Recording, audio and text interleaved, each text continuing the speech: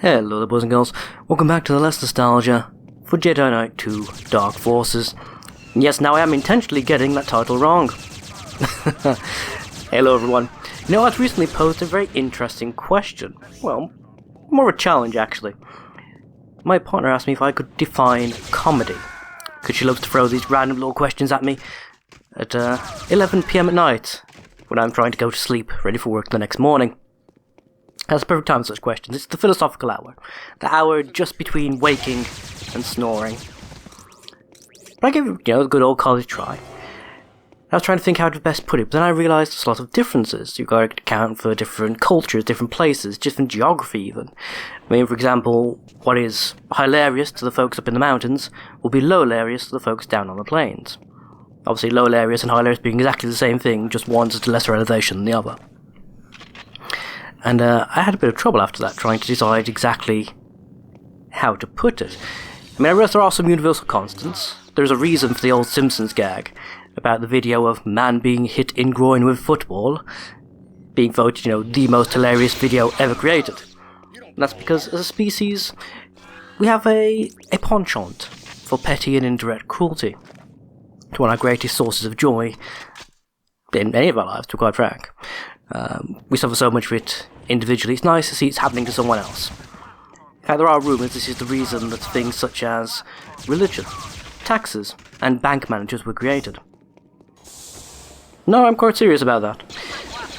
I have heard it said that apparently if you gather a large enough amount of money in any one place, a bank manager will just appear and then start dictating to whom the money is allowed to go, to what amount, and what you owe him for the privilege of telling you what you can do with your own cash. Yeah. It's been a weird sort of a day like that. What can I say? Oh, God. So I'm here blowing up stormtroopers to relieve stress. Because that seems like a better use of my time than trying to ponder life's deeper meanings, mysteries, and the existential horror that is existence. How's your day? Everyone feeling good? Yeah, glad to hear it. Now this level is ridiculously easy. Compared to all the rest, it's incredibly straightforward, pretty linear. There's a couple of loops back that you can do once you grab a key, which I can't entirely remember the location of. But it'll all come back to me in time, I'm sure.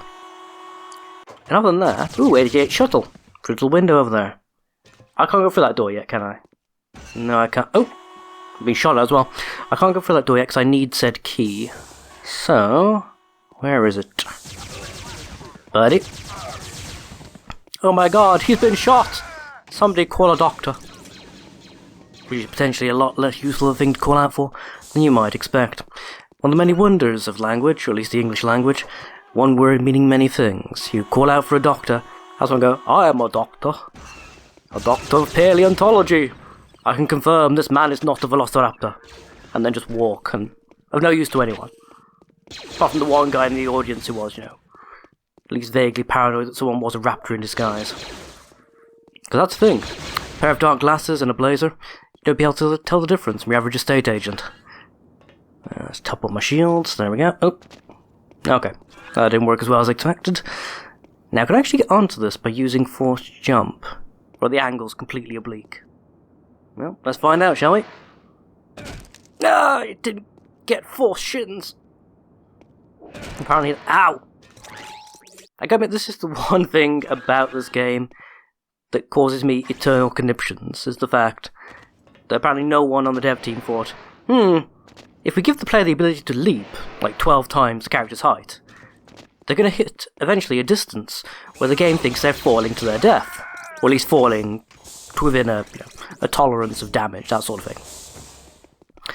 Perhaps we should put a little something in the code that says, when activating force jump, that particular rule gets turned off temporarily. Nope.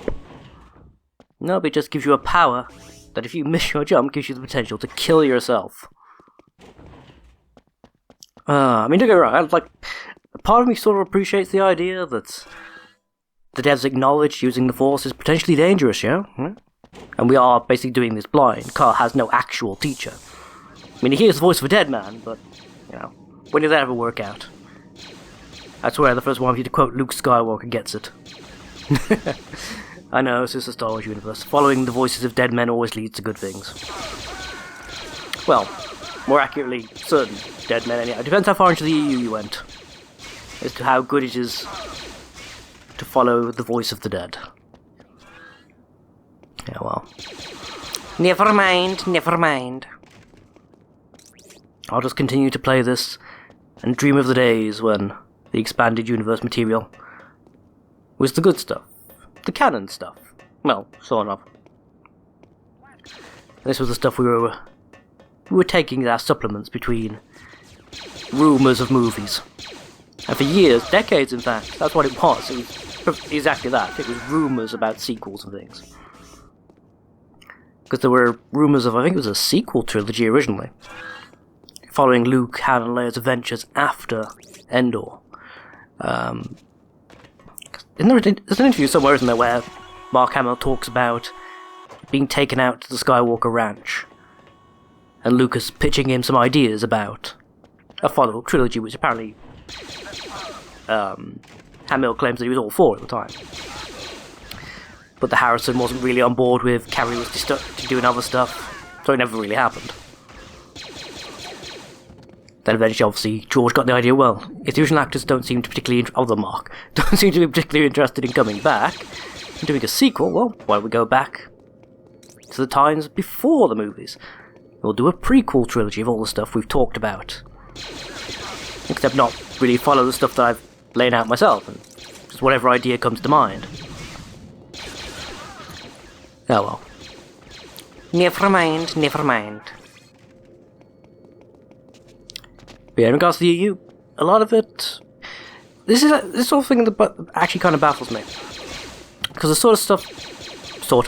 there is some stuff, rather, from the EU that Lucas himself declared canon. The character we're playing as right now, Pt9, was in fact declared, accepted as canon and existing within the universe of the movies. But apparently Lucas was semi-involved in this game. And he quite liked the character, basically. He appreciated... Okay, someone's got rockets. That went right past my face. Not the first time I've had that happen to me either. Wonderful story. There's a thing we have here in the UK called Bonfire Night, celebrating the defeat of Guy Fawkes in his attempt to overthrow the government back in the 1900s? I sort of forget. Anyway. One of the bonfire nights when I was a much younger child, I was taking my little sister down to the shops. We'd just got pocket money, we were going to go buy sweets. And some dickheads decided they were going to launch a small bottle rocket at us as we were cycling towards the shops. Now, thankfully it didn't hit either of us, it went into an alleyway and exploded. And they obviously ran off, giggling their soon-to-be serial killer heads off. Something that always stuck with me. Yeah, well. Where was I going with this? Oh, yes, Lucas and Pt9. So yeah, Pt9 is, according to Lucas, he exists in Lucas's vision of the Star Wars universe. Not necessarily in the manner in which he was used in EU books and stuff in the end, but at least as of the time of this game, this depiction of him, with this set of abilities and such, that was considered accepted. I think the later stuff, where the game devs and some of the story writers in the EU started depicting Kyle as someone who had a much more pragmatic view of the Force than most Jedi, someone who didn't particularly care whether what he was doing was light or dark, per se, as long as it was effective. It didn't actually break his own internal moral code, he didn't care. Like, he's one of the few Jedi to be known to regularly dabble in the use of things like Force lightning.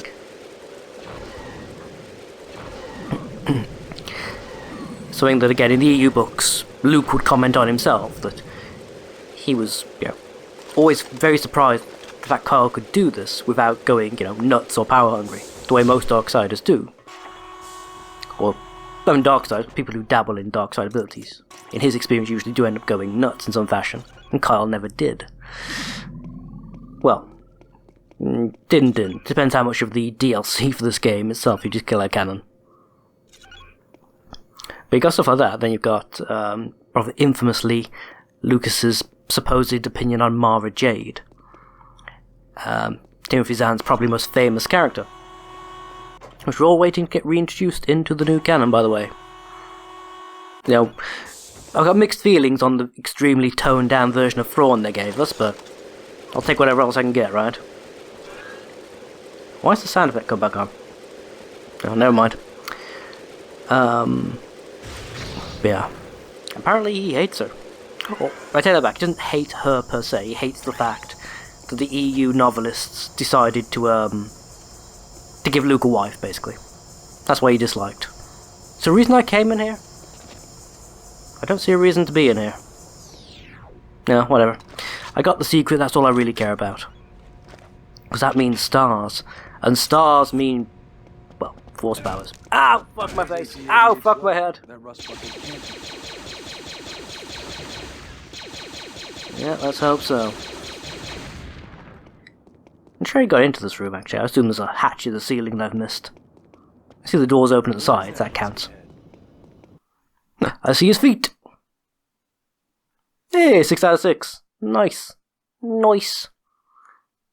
Okay. Oh, it's a boss fight now, though, isn't it?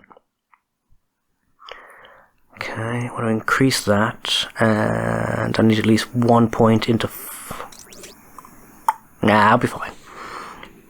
One of the characters here can turn invisible, but it's really not much of an issue. I finally get my chance to repay you.